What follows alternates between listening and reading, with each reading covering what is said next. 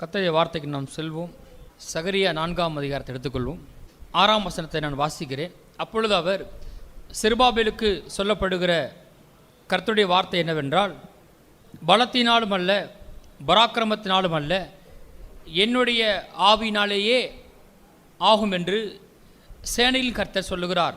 பெரிய பர்வதமே நீ எம்மாத்திரம், செருபாபேலுக்கு முன்பாக நீ சமபூமி ஆவாய். தலைக்கல்லை அவன் கொண்டு வருவான், அதற்கு கிருபை உண்டாவதாக கிருபை உண்டாவதாக என்று ஆர்ப்பரிப்பார்கள் என்றார். இந்த வார்த்தையை சகரியா தீர்க்கதரிசி மூலமாக செருபாபேலுக்கு சொல்லப்படுகிறது. எந்த நேரத்தில் சொல்லப்படுது என்பதை நாம் அறிஞ்சிருக்கிறோம். எஸ்ரா புஸ்தகத்தில் நாம் அங்கே 4ஆம் அதிகாரத்தில் 1 முதல் 5 வாசித்தோம் அப்படின்னு சொன்னால், அங்கே போட்டிருக்கு கர்த்தர் ஆலயத்தை அவங்க கட்டுறாங்க. கட்டும்போது அங்கே ஒரு தடை வருது. அந்த தடை இருக்கிற சூழ்நிலை தான் இந்த வார்த்தை அனுப்பப்படுகிறது. பலத்தினாலும் அல்ல பராக்கிரமத்தினாலும் அல்ல, என்னுடைய ஆவியினாலேயே ஆகும் என்று சேனையின் கர்த்தர் சொல்லுகிறார். அப்புறம் சொல்றாரு, பெரிய பர்வதமே அந்த தடை இருக்குது, நீ எம்மாத்திரம், செருபாபேலுக்கு முன்பாக நீ சமபூமியாவாய். இதெல்லாம் யார் சொல்கிறா? கர்த்தரே சொல்றாரு. நம்முடைய பகுதி ஒன்றே ஒன்று தான் இருக்குது. தலைக்கல்லை அவன் கொண்டு வருவான், அதற்கு கிருபை உண்டாவதாக கிருபை உண்டாவதாக என்று ஆர்ப்பரிப்பார்கள். கர்த்தர் சொல்றாரு, இது பலத்தினால் ஆக போகிறது கிடையாது, பராக்கிரமத்தினால் ஆக போகிறது கிடையாது, என்னுடைய ஆவியினாலே ஆக போகிறது. தடை அங்கே இருக்குது, பெரிய பர்வதம் தான், ஆனால் சமபூமி ஆகும் என்று சொல்லுகிறார். நீ அதை அப்படி ஆக்க முடியாது. நீ செய்ய வேண்டிய வேலை ஒன்றே ஒன்று தான், அதற்கு கிருபை உண்டாவதாக கிருபை உண்டாவதாக. எல்லாம் சொல்லுங்கள், கிருபை உண்டாவதாக கிருபை உண்டாவதாக. இந்த மாலை வேளையில் நம்ம கடந்து போகிற எந்த காரியத்திலும், அது குடும்பமோ அது திருமணமோ அது ஊழியமோ எதுவாக இருந்தாலும் சரி, எந்த பகுதியாக இருக்கட்டும், நமக்கு நடக்க வேண்டிய காரியம் அந்த அந்த அந்த பகுதிகளில் கிருபை உண்டாவதாக. ஆமென். பக்கம் சொல்லுங்கள், கிருபை உண்டாவதாக கிருபை உண்டாவதாக. மோசே மோசே, மார்த்தாளே மார்த்தாளே, சாமுவேலே சாமுவேலே. அது மாதிரி இங்கே சொல்றாரு, இங்கே சொல்றாரு 2 முறை சொல்லு, கிருபை உண்டாவதாக கிருபை உண்டாவதாக. இல்லை சொல்லுங்க, கிருபை உண்டாவதாக கிருபை உண்டாவதாக. பிள்ளைகள் வாழ்க்கையில் பிரச்சனை, என்ன செய்ய போகிறோம் அப்படின்னு யோசிக்கிறீங்க. அந்த இடத்துல கர்த்தருடைய கிருபை உண்டாவதாக. நம்ம வாழ்க்கையில் சந்திக்கிற எந்த பிரச்சனைக்கும் தீர்வு கர்த்தருடைய கிருபையாக இருக்கிறது. ஸோ இந்த பகுதியில் நாம் இன்னொரு விஷயத்தை கற்றுக்கொண்டோம். அந்த கர்த்தருடைய கிருபை உண்டாவதா என்று சொல்வதற்கு முன்பாக ஒரு தரிசனம் அங்கே வருது. அந்த தரிசனத்தில் பொன்னினால் செய்யப்பட்ட ஒரு குத்துளவுக்கு இருக்கிறது.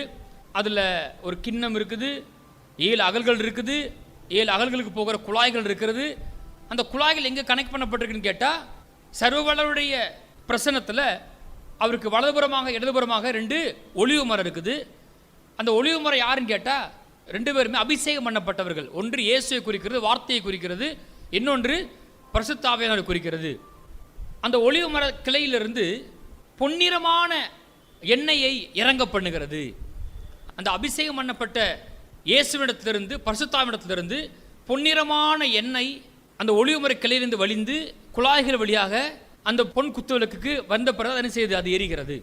அப்போதான் ஆண்டவர் சொல்றாரு, பலத்தினாலும் அல்ல பராக்கிரமத்தினாலும் அல்ல, என்னுடைய ஆவியினாலே ஆகும். அப்படின்னா அந்த அந்த பொன்னிறமான எண்ணெய் என்பது பரிசுத்த ஆவியினுடைய வல்லமையை குறிக்கிறது. அது டிவைன் பவர், தெய்வீக வல்லமை. அந்த தெய்வீக வல்லமைனா வேற ஒன்றும் இல்லை, கர்த்தருடைய கிருபை. இப்போ கிருபைனா என்னன்னு கேட்டால், மனுஷிக முயற்சினால் ஒன்றை செய்து முடிக்க முடியாது. அதான் பலத்தினாலும் அல்ல பராக்கிரமத்தினாலும் அல்ல, மாம்சீகமாக அதை செய்து முடிக்க முடியாது. இது டிவைன் பவர், ஸ்பிரிச்சுவல் பவர் உண்டாகுது, ஆவியினாலே ஆகுது. மாம்சத்தால் ஆகாத காரியங்கள் ஆவியினாலே ஆகிறது, ஆக முடியும். அதான் தெய்வீக வல்லமை. அந்த தெய்வீக வல்லமைன்னு வேற ஒன்றும் இல்லை, கர்த்தருடைய கிருபை குறிக்கிறது. இப்போ நான் ஒன்று சொல்கிறேன், உங்கள் வாழ்க்கையில் ஒரு பகுதியில் கிருபை உண்டாவதாக கிருபை உண்டாவதான்னு சொன்னவனே வேற ஒன்றும் இல்லை, அந்த பகுதிகளில் தெய்வீக வல்லமை இறங்குகிறது. உங்கள் மாம்சீக முயற்சியால் செய்து முடிக்க முடியாத அந்த காரியத்தை செய்து முடிக்கும்படி தேவ வல்லமை இறங்குகிறது. அப்போ வெறுமன கிருபை உண்டாவதாக சொல்கிறது ரொம்ப சாதாரண விஷயம் கிடையாது. என்னால் செய்து முடிக்க முடியாத அந்த இடத்துல என் மாம்சீக முயற்சியால் கூடாத காரியங்கள் தெய்வீக வல்லமையினால் அது ஆகிறது. நீங்கள் உங்கள் பிள்ளையை பார்த்து கிருபை உண்டாவதாக கிருபை உண்டாவதாக இந்த திருமண காரியத்தை கிருபை உண்டாவதாக, கிருபை உண்டாவதாக, இந்த ஆலயம் கட்டுற விஷயத்தில் கிருபை உண்டாவதாக, கிருபை உண்டாவதாக அப்படி சொன்னோம்னா வேற ஒன்றும் இல்லை. நாம் தெய்வீக வல்லமை இறங்குவதற்கு அனுமதி அளிக்கிறோம். அந்த பொன் குத்துவிளக்கு நம்மை குறிக்கிறது. அதுக்கு தேவையானது தெய்வீக வல்லமை, அதாவது அவருடைய கிருபை. அந்த கிருபை அவர் நம்ம எல்லாருக்கும் கொடுக்கிற சித்தமுள்ளவராக இருக்கிறார். அது பொன்னிறமான எண்ணெயை கொடுத்து கொண்டு தான் இருக்குது, அது வழிந்து கொண்டு வந்து கொண்டு தான் இருக்குது. ஆனால் அது எது வழியாக வருதுன்னு கேட்டால் ஒரு குழாய் வழியாக வருது. பொற்குழாய் வழியாகத்தான் அந்த கிண்ணத்தை அடையுது, அந்த அகல்களுக்கு அது போகிறது. அப்போ பொன் குத்து விளக்குக்கும் உங்களுக்கும் தேவனுக்கும் அந்த ஒளிவு மரத்துக்கு மத்தியில் என்ன இருக்குது? என்ன இருக்குது? குழாய் இருக்குது, ஒரு பைப் இருக்குது, பொற்குழாய் இருக்குது. அது வழியாக தான் அந்த பொன்னிறமான எண்ணெய் என்ன செய்யணும்? வரணும். பாருங்கள், அந்த ஒருத்தர் இருக்கார், அவர் பேர் சிட்ரோத். அவர் ரொம்ப வயசான ஒருத்தர், எல்லா தேவதாசர்களையும் பேட்டி எடுக்கிறவர். குறிப்பாக பார்த்தீங்கன்னா இதை நம்ம என்கரேஜ் பண்ணுறதில்ல, நடந்தால் அவங்கவுங்க வச்சுக்கோங்க. சிலர் வாழ்க்கையில் பார்த்தீங்கன்னா இயற்கைக்கு அப்பாற்பட்ட ரீதியில் சில ஆவிக்குரிய காரியங்களை அவங்க பார்க்குறாங்க, தரிசனத்தை பார்க்குறாங்க. அதை வச்சு வாழ்க்கையை நடத்த முடியாது. நல்லா புரிஞ்சுக்கோங்க. இயேசுவையே பார்க்கலாம், நேராக போய் பரலோகத்தில் போய் இயேசுவே பார்த்துட்டு வரலாம். ஆனால் வாழ்க்கை அந்த பூமியில் ஜீரோவாக இருக்கிறதுக்கு வாய்ப்பு இருக்கிறது. உண்மையை சொல்லுகிறேன். லிட்ரலாக பரலோகத்துக்கு எடுத்துக்கொள்ளப்பட்டு இயேசுவை பார்த்துருக்கலாம், ஒரு முறை இயேசு நேராக பார்த்துருக்கலாம். அவங்க வாழ்க்கை கூட இங்கே தோல்வியாக இருக்க முடியும் என்பதற்கு நிறைய சாட்சிகள் இருக்கிறது. இயேசு நேராக பார்த்து வந்ததுனால இங்கே வெற்றிகரமாக இருப்பாங்கன்ற அர்த்தமே கிடையாது. இயேசுவையே பார்க்காதவர்கள், வார்த்தையின் மூலமாக வெளிப்பாடை பெற்றுக்கொண்டவர்கள், அவருக்கு அந்த உலகத்தை கலக்கி இருக்கிறாங்க. கவனம் ரொம்ப முக்கியம். அதனால் இந்த மாதிரி காரியங்கள் வந்தால் ஸ்தோத்திரம், அவ்வளோ கடந்து போயிடணும். அப்படியே அதெல்லாம் வராதாக்கும் அப்படின்னு நான் சொல்ல மாட்டேன். வந்தால் ஆண்டவர் பேசினா எடுத்துக்கங்க. ஆனால் அந்த காரியத்துக்காக நீங்கள் உங்களை என்ன செய்யாதீங்க? மேன்மை பாட்டாதீங்க. பவுல் சொல்லாரு, ஒரு வெளிப்பாட்டுக்காக கூட நான் என்ன செய்ய மாட்டேன், என்னை மேன்மை பாட்ட மாட்டேன். நான் 3ஆம் ஆண்டு வரைக்கும் எடுத்துக்கொள்ளப்பட்டேன். அங்கே பரலோக தரிசனத்தை நான் கண்டேன். அங்கே மனுஷர் முதலாக யாரும் கேட்கக்கூடாத வார்த்தைகள் பேசப்பட்டு அதெல்லாம் நான் கேட்டேன். அதை கேட்டு 14 வருஷம் ஆச்சு. ஆனால் அதை குறித்து எந்த பெருமையும் அவர் என்ன செய்யலை, சொல்லலை. ஏன்னா அது அவருக்கு கிருபையாக கிடைத்திருக்கிறது. அதுதான் போன வார பிரசங்கம். போன வார பிரசங்கத்தை போய் என்ன செய்யுங்க, திரும்ப கேளுங்க. அனுதின வாழ்க்கையில் பூரணமாய் கிருபை சார்ந்து கொள்வது எப்படி, முற்றிலுமாய் கிருபை சார்ந்து கொள்வது எப்படி. சில ஆவிக்குரிய கிரியைகள் கூட, சபைக்கு வருவது, தசமாம் கொடுப்பது, உபவாசிப்பது, ஜெபிப்பது, அதிக நேரம் பைபிள் வாசிப்பது, இதுவே நம்முடைய பெருமையாக மாறிவிட கூடாது. அதில் ரொம்ப கவனமாக இருக்கணும். ஏன்னா இது எல்லாவற்றையுமே நம்ம அவருடைய கிருபையினால செய்கிறோம். ஆத்ம ஆதாயத்தை கிருபையினால செய்கிறோம். பிரசங்கம் பண்ணுறேன், கிருபையினால செய்கிறேன். இன்னும் அதிக கிருபை அளிக்கணுமா அப்படின்னா நம்ம என்ன செய்யணும்? தாழ்மையாக இருக்கும் பொழுது தான். அதை நல்ல உதாரணம் சொல்லுவாங்க பாருங்கள். அருவியிலிருந்து நீர் வீழ்ச்சியிலேருந்து நீர் வருது, எங்கே தாழ்வான இடமோ அங்கே தான் தங்குகிறது. அங்கே தான் போய் என்ன செய்யுது? தண்ணி தங்குது. அப்புறம் நிரம்பி வழியை வேற ஆரம்பிக்குது. ரொம்ப கவனமாக இருக்கணும். மனுஷன் முகத்தை பார்ப்பான், கர்த்தரோ இருதயத்தை பார்க்கிறார். வெளியே ரொம்ப சாஃப்டாக பேசுகிறதுனால அவங்க சரியாக இருக்காங்கன்னு அர்த்தம் கிடையாது. வெளியே கொஞ்சம் கோபமாக பேசுகிறதுனால அவங்க தப்புன்னு அர்த்தமும் கிடையாது. மனுஷன் முகத்தை பார்ப்பான், கர்த்தரோ இருதயத்தை பார்க்கிறார். அப்போ எப்பவுமே கர்த்தர் நம்ம செய்கிற காரியத்தினுடைய பின்பாக இருக்கிற அடித்தளத்தில் இருக்கிற நோக்கத்தை பார்க்கிறார். நாம் ஒரு மனுஷன் பேசுகிற சொல்ல பார்ப்போம். ஆனால் கர்த்தர் அந்த சொல் பெறுவதற்கு முன்பாகவே அறிஞ்சிருக்கார். அதை அவன் ஏன் சொல்கிறான்னு கூட அறிஞ்சிருக்கிறாரு. அது என்ன நோக்கத்தில் வந்திருப்பதை அறிந்திருக்கிறார். அந்த எண்ணங்களுக்கு பின்பாக இருக்கிற நோக்கத்தையும் அறிந்திருக்கிறார். இருதயத்தின் ஆழத்தில் போய் பார்க்குறார் கர்த்தர், அந்தரங்கத்தில் பார்க்குறார். அப்போ நான் என்ன சொல்கிறேன், ஒவ்வொரு நாளும் நாம் கர்த்தர் கிருபையை சார்ந்து வாழ்வது என்பது அது நம்ம இருதயத்தில் இருக்கிற ஒரு புரிந்து கொள்ளுதல், ஒரு அண்டர்ஸ்டாண்டிங். அது நமக்கு தான் தெரியும். இந்த காரியத்தை நாம் இன்றைக்கி நான் இதை கிருபையில் நின்று கொண்டு செய்கிறேனா இல்லை கிரியையாக பண்ணுறேனா, இங்கே கிரியைக்கு முக்கியத்துவம் கொடுத்துட்டேனா இல்லை கிருபைக்கு முக்கியத்துவம் கொடுக்குறேனா என்ற இடத்துல நாம் என்ன செய்யணும்? எப்போவுமே நின்று கொள்ள வேண்டும். எத்தனை பேர் ஆமென் சொல்கிறீங்க? கிருபையை பொழிவதற்கு, அந்த பொன்னிறமான எண்ணெயை வருவிப்பதற்கு அவற்றை எந்த பிரச்சனையும் இல்லை. ஆனால் அந்த குழாய் இருக்குதே, இந்த குழாய் அது வழியாக தான் வருது. அது என்னென்னா, நான் ரிசீவ் பண்ணுற ஒரு பகுதி. பிரச்சனை தேவன்கிட்ட இல்லை. தேவன் கிருபையை கொடுக்க சித்தமுள்ளவராக இருக்கிறார். அவர் அதிக கிருபை அளிக்கிறாரே அப்படின்னு போட்டிருக்குது. அவருடைய விருப்பம் அதுதான். கிருபை மட்டும் ஒருத்தவங்க வந்துச்சு வச்சுங்களேன், நல்லா கவனிங்களேன். ஒருத்தவங்களுக்கு கிருபை அவங்க அதை புரிந்து கொண்டாங்க அப்படின்னா கர்த்தர் வந்து மேலும் கிருபை கொடுப்பார், அப்புறம் மென்மேலும் கிருபை கொடுப்பார், அப்போ மேலே மேலே கிருபை கொடுப்பார். அதனால தான் பார்த்தீங்கன்னா என்ன ஆசீர்வதிச்சவங்களே கர்த்தர் ஆசிரியே இருக்காருன்னு சொன்னால் அதான் அர்த்தம். தொடர்ந்து வந்துகிட்டே இருக்கும், சரியான ஆளாக இருக்கும். நம்ம பிசாசு என்ன செய்ய முடியாது, கடவுள் கொடுக்குற கிருபையை தடுக்க முடியாது. அவன் வந்து என்னது, இந்த பொன்னிறமான எண்ணெய் வலிந்து இவன் மேலே போய்கிட்டு இருக்கு, இந்த வர்றேன் பைப்பை ஒரு ஸ்பேனர் எடு, பைப்பை கட் பண்ணி விட்டுருவோம் அப்படின்னு கட் பண்ண முடியாது. தேவனுட்ட பிரச்சனை இல்லை, அவர் சித்தமுள்ளவா இருக்கிறாரு. பிசாசுக்கு அந்த ஒளிவு மரத்தை போய் தொட முடியாது, அவனால் அந்த குழாயும் தொட முடியாது. ஆனால் அவன் நம்மளை டிஸ்டர்ப் பண்ண முடியும். அந்த ரிசீவ் பண்ணுறதை பெற்றுக்கொள்ளாதபடிக்கு நம்மக்கிட்ட ஒரு வேலையை அவன் செய்ய முடியும். அதை தான் பார்க்க போகிறோம். இம்புட்டு நேரமாக அதுக்கு தலைப்பு சொல்கிறதுக்கு இம்புட்டு நேரம் வர வேண்டியிருக்கு. அவங்க எத்தனை பேர் கடவுளுக்கு கிருபை வேணும்? உங்கள் வாழ்க்கையின் பகுதிகளில் தேவ வல்லமை இறங்க வேண்டும் என்று எத்தனை பேர் விரும்புகிறீங்க? ஐயோ, நான் இதை முயற்சித்து படிப்போ, அது ஊழியமோ, அது தொழிலோ, அது வேலையோ, அது குடும்ப காரியமோ, எதுவாக இருந்தாலும் சரி, ஐயோ நான் முயற்சித்து பண்ணிட்டு பார்த்துட்டேன், ஒன்றும் முடியல அப்படின்னு நினச்சிங்கன்னா அங்கே என்ன வேணும்னா டிவைன் பவர் வேணும், தெய்வீக வல்லமை இறங்கணும். அப்படி இறங்கணும்னு ஆசைப்பட்டீங்கன்னா நாம் ஒரு காரியத்தை கற்றுக்கொள்ள வேண்டும். நாம் கவலைப்படுறது மூலமாக அந்த பைப்பை எண்ணெயை வலிய விடாதபடி நெருக்க முடியும். அண்ணா எவ்வளோ சாதாரணமாக சொல்லிட்டீங்க. ஆமாம், அவ்வளோ சாதாரணம் தான். நீங்கள் நினச்சிங்க சிகரெட் குடிக்கிறீங்க கேட்பேன் நினச்சிங்களா? அதான் தெரியுமே குடிக்க மாட்டீங்கன்னு. யாராவது குடிச்சிங்களா? இல்லை. ஆமாம், குடித்தா விட்டுருங்க. அதெல்லாம் தெரியும் நமக்கு. வந்து அந்த மாதிரி விஷயங்கள்லாம் வந்து அப்படிப்பட்ட பாவங்கள்லாம் செய்யும் பொழுது நம்ம வந்து செய்யக்கூடாதான். சில செஞ்சுட்டா கூட என்ன பண்ணுறாங்க, ஐயோ இது சரியில்லைன்னு தப்பிச்சு ஓடி வந்துடுறாங்க. அப்படிப்பட்ட காரியங்கள்லாம் அது வெளிப்படையாக தெரியுது. ஆனால் இந்த மாதிரி விஷயங்கள் பார்த்திங்கன்னா அது உள்ளுக்குள்ளே கிடக்குது. அதில் ஒன்று வந்து தெய்வீக வல்லமை உங்கள் வாழ்க்கையில் இறங்க விடாதபடி தடுப்பது உங்கள் கவலை. கவலைப்படுறது வந்து தெய்வீக வல்லமை என்ன செய்யுது, தடுக்கிறது. நீங்கள் பொதுவாக கவலைப்படுறவங்க பார்த்து என்ன நினைப்பீங்க சொல்லுங்களேன்? என்ன நினைப்பீங்க? ஐயோ பாவம். முதல் வார்த்தையே கவலைப்படுறவங்களை பார்த்து என்னது? ஐயோ பாவம். சில பேருக்கு இதுவே ஆசையாக இருக்கும், என்னை பார்த்து எல்லாரும் ஐயோ பாவம் சொல்லணும், ஐயோ பாவம் இந்த சிஸ்டர், ஐயோ பாவம் இந்த பிரதர் அப்படின்னு சொல்லணும். இவங்களுக்கே ஒரு ஆசை வந்துடும், சுய பரிதாபம். அது ரொம்ப டேஞ்சரான ஒன்று. கத்திர பிள்ளைங்க வந்து யாரும் என்னை பார்த்து பரிதாபப்படக்கூடாது என்று விசுவாசிக்க வேண்டும். எவனும் என்னை பார்த்து பரிதாபப்பட வேண்டிய அவசியம் கிடையாது. நீ என்னை பார்த்து பரிதாபப்படுறது? தேவன் என்னுடைய அப்பாவாக இருக்கிறார். ஆமாம், நான் அவரை எல்லாவற்றுக்கும் அவரை விசுவாசிக்க, அவர் ஆதாரமாக இருக்கிறார். நீ என்னை பார்த்து பரிதாபப்பட வேண்டிய அவசியம் இல்லை. சுய பரிதாபத்தை வெறுத்து விட வேண்டும். ஆகதான் அவை தான் சொல்கிறேன், சர்ச்சுக்கு வரும்போது நல்லா உடுத்திட்டு வரணும், தலையை நிமிர்த்திட்டு வரணும், சந்தோஷமாக வரணும். ஆமேன், சென்டெல்லாம் அடிச்சுட்டு வரணும், நல்லா பவுட்ரு போட்டு வரணும். யார் என்னை பார்த்து பரிதாபப்பட வேண்டிய அவசியம் கிடையாது. இருக்கிறதுல சிறந்ததை உடுத்தி கொண்டு வர வேண்டும். அப்போ வந்து கவலைப்படுறவங்களை பார்க்கும்போது நம்ம பரிதாபப்படுறோம். இது பொதுவாக எல்லாருக்குமே தெரிஞ்ச விஷயம்தான். ஆனால் நான் ஒன்று வித்தியாசமாக சொல்கிறேன். இதை சொல்லிடுவோம்.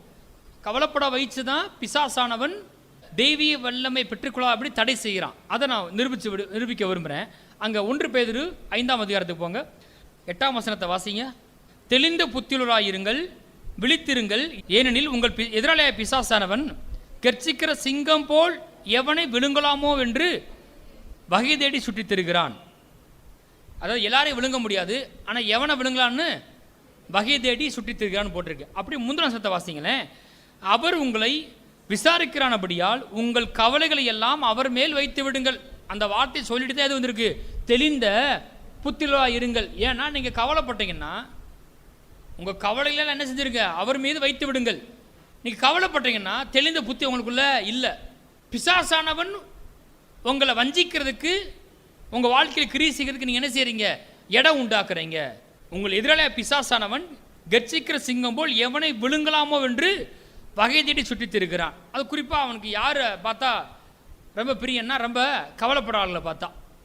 அவர் உங்களை விசாரிக்கிறானபடினால் உங்கள் கவலைகளை எல்லாம் அவர் மேல் வைத்து விடுங்கள். சொல்லுங்க, கவலைகளை எல்லாம் அவர் மேல் வைத்து விடுங்கள். இப்போ அதே அதிகாரத்தில் மேலே போட்டிருக்கு, 5ஆம் வசனத்தை வாசிங்க. அந்தப்படி இளைஞரை மூப்பருக்கு கீழ்ப்படியுங்கள், நீங்கள் எல்லாரும் ஒருவருக்கொருவர் கீழ்ப்படிந்து மனத்தாழ்மையை அணிந்து கொள்ளுங்கள். பெருமையுள்ளவர்களுக்கு தேவன் எதிர்த்து நிற்கிறார், தாழ்மையுள்ளவர்களுக்கோ கிருபை அளிக்கிறார். ஆகையால் ஏற்ற காலத்தில் தேவன் உங்களை உயர்த்தும்படிக்கு அவருடைய பலத்த கைக்குள் அடங்கி இருங்கள். அங்கே போட்டிருக்கு, பெருமையுள்ளவர்களுக்கு தேவன் எதிர்த்து நிற்கிறார், தாழ்மையுள்ளவர்களுக்கோ கிருபை அளிக்கிறார். அது என்ன அப்படின்னா, எந்த ஒரு மனுஷன் கர்த்தர் வார்த்தைக்கு முன்பாக தன்னை தாழ்த்தலையோ அவன் எப்படிப்பட்டவன்? பெருமை உள்ள ஆள். பெருமைனா என்னன்னா, தேவட வார்த்தைக்கு முன்பாக தன்னை என்ன செய்யலை? தாழ்த்தலை. ஒரு இளைஞனுக்கு வார்த்தை கொடுக்கப்படுது, மூப்பருக்கு கீழ்ப்படிந்து மனத்தாழ்மை அணிந்து கொள்ளுங்கள், இது சொல்லப்படுற வார்த்தை. இப்போ அதை அவங்க செய்யலை அப்படின்னா அவங்க வார்த்தைக்கு விரோதமாக நிற்கிறாங்க, அதாவது பெருமை அடைகிறாங்க. உடனே போட்டிருக்கு, பெருமையுள்ளவர்களுக்கு தேவன் எதிர்த்து நிற்கிறார், தாழ்மையுள்ளவர்களுக்கோ கிருபை அளிக்கிறார். ஆகையால் ஏற்ற காலத்தில் தேவன் உங்களை உயர்த்தும்படிக்கு அவருடைய பலத்த கைக்குள் அடங்கியிருங்கள். தொடர்ந்து என்ன வந்துச்சு? அதுக்கப்புறம் தான், அவர் உங்களை விசாரிக்கிறானபடினால் உங்கள் கவலையெல்லாம் அவர் மேல் வைத்து விடுங்கள். அப்போ கர்த்தர் வார்த்தை ஒன்றை சொல்லி நீங்கள் அதுக்கு அதன்படி நீங்கள் செய்யலை அப்படின்னா, உண்மையாக சொல்ல போனால் நீங்கள் என்ன செஞ்சுக்கிட்டு இருக்கீங்க? நீங்கள் பெருமையாக இருக்கீங்க. கவலைப்படுற என்னை பார்த்து பரிதாபப்படுவீங்களா? பெருமை பிடிச்சேன்னு சொல்கிறீங்களே. கொஞ்சம் உத்து பார்த்தோம்னா கவலைப்படுறவங்க ஒன்று செய்கிறாங்க, கர்த்தர் வார்த்தைக்கு முன்பாக தங்களை என்ன செய்யலை? தாழ்த்தவில்லை, கீழ்ப்படியலை. கீழ்ப்படிந்து மனத்தாழ்மை அணிந்து கொள்ளுங்கள். அப்படி செய்யலைன்னா பெருமையுள்ளவர்களுக்கு தேவன் எதிர்த்து நிற்கிறார், தாழ்மையுள்ளவர்களுக்கோ கிருபை அளிக்கிறார். நான் கவலைப்பட்டே இருக்கிறேன் அப்படின்னு சொன்னால் நான் கர்த்தர் வார்த்தை என்ன செய்யலை? அதுக்கு முன்பாக என்னை நான் தாழ்த்தலை. நீங்கள் உங்கள் வாழ்க்கையில் எந்த பகுதியில் எந்த காரியத்தில் கவலைப்படுறீங்களோ அந்த பகுதியில் அந்த காரியத்தில் கர்த்தருடைய கிருபை அனுபவிக்க முடியாது. இது எல்லாருக்குமே பொருந்தும். இப்போ நான் சில காரியங்களில் தேவ கிருபை அனுபவிக்கலாம், சில விஷயத்தில் அனுபவிக்க முடியாமல் இருப்பதற்கு வாய்ப்பு இருக்குது. அப்போ எல்லாருமே மாறிக்கொண்டிருக்கிறோம். இது எல்லாருக்குமே பொருந்தும்.